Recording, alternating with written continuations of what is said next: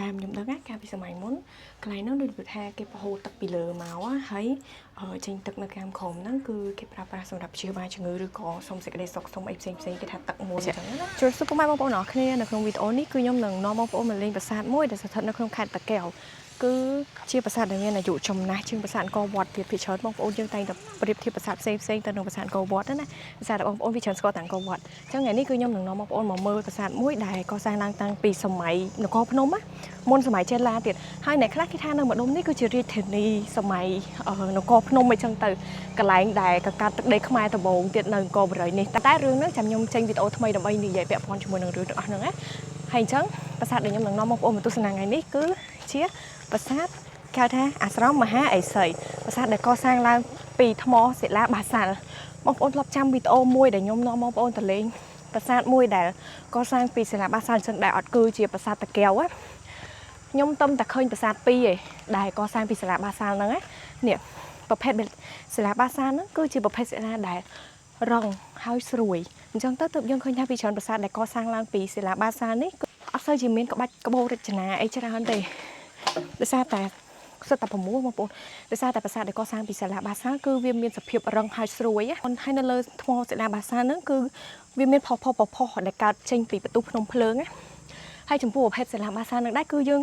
ឃើញថាគេរកឃើញនៅលើទឹកដីខ្មែរយើងមានតែ2ខេត្តរបស់បងប្អូនភាគច្រើនណាភាគច្រើនគឺនៅខាងកាចេះហើយជាមួយនឹងកំពង់ចាមតែ2ខេត្តនោះដែលសម្បូរសិលាបាសាល់នេះគឺជាលក្ខណៈដើមរបស់វាហើយចំពោះប្រាសាទនេះផងដែរគឺពីមុនឡើយរៀងបែកបាក់បងប្អូនប៉ុន្តែទៅតែកាលពីសម័យបារាំងជាក្នុងឆ្នាំ1935ហ្នឹងគឺ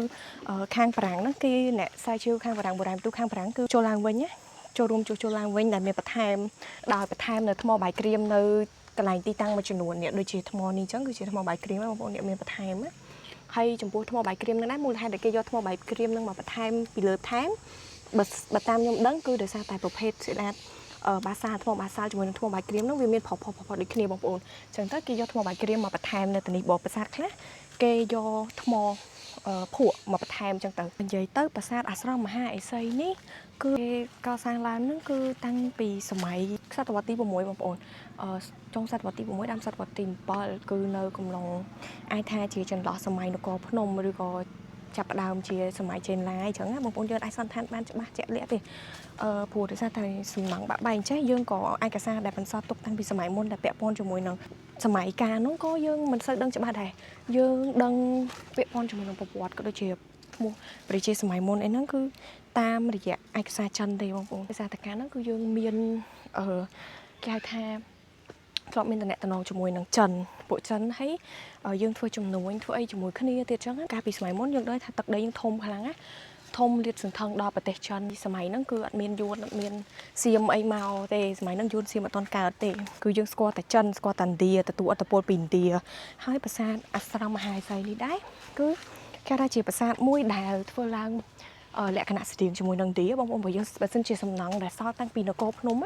បើសិនជាសំណង់នឹងនៅសល់ដល់ឥឡូវយើងសង្កេតទៅមើលរចនាបថគឺភាគច្រើនគឺដូចឥណ្ឌាអញ្ចឹងដូចប្រាសាទបណ្ឌីអញ្ចឹងតែប្រាសាទភាគច្រើនគឺវាបាក់បែកអស់ហើយតាំងពីសម័យមុនមកម្ល៉េះអញ្ចឹងយើងប្រាសាទដែលយើងនៅសល់ក្រោយៗហ្នឹងភាគច្រើនយើងជួសជុលឬក៏យើងសាងសង់ឡើងវិញទេអញ្ចឹងទៅគឺយើងឃើញថាលក្ខណៈរបស់វាគឺមានការប្រែប្រួលអញ្ចឹងទៅពួកបើទេសម័យណាធ្វើបាក់បែកហើយសម័យប្រាំងចង់ដឹងទៀតឆាតម៉េចតែគេខ្វះថ្មគេយកថ្មទៅឲ្យវិញអូគេខ្វះថ្មគេរកអាថ្មដូចប្រាសាទអត់បានទេអូនដឹងច្រើនទៀតណារៀនទីម៉ាននេះទី7សក់មកទៅជាដុំណាដល់ចូលមកខាងក្នុងប្រាសាទអូយដល់ទឹកព្រះជីងចក់ទីតាំងកន្លែងនេះគឺបើតាមខ្ញុំដឹងណាកាលពីសម័យមុនកន្លែងហ្នឹងដូចថាគេប្រហូរទឹកពីលើមកហើយចេញទឹកនៅខាងក្រោមហ្នឹងគឺគេប្រើប្រាស់សម្រាប់ព្យាបាលជំងឺឬក៏សុំសេចក្តីសុខសុំអីផ្សេងគេថាទឹកមុនអញ្ចឹងណាហើយនៅខាងនេះគឺមានតប្រហូរទឹកចេញទៅក្រៅទៀតបងប្អូននៅខាងក្រោមនេះជាប្រភេទ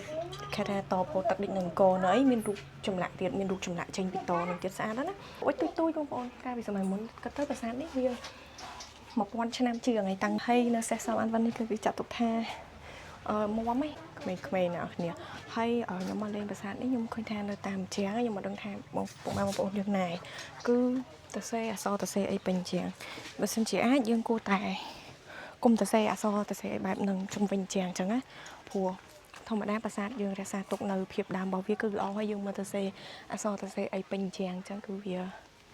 មើលទៅវាអត់សមណាបងប្អូនអញ្ចឹងគឺវីដេអូដែលខ្ញុំនឹងនាំបងប្អូនមកមើលប្រាសាទអាស្រមមហាឥសីគឺមានតែប៉ុណ្្នឹងទេអញ្ចឹងចាំជួបគ្នាជាមួយខ្ញុំនឹងវីដេអូក្រោយដែលខ្ញុំនឹងនាំបងប្អូនទៅទស្សនាកន្លែងផ្សេងៗដែលស្ថិតនៅក្នុងខេត្តតាកែវបាយបាយ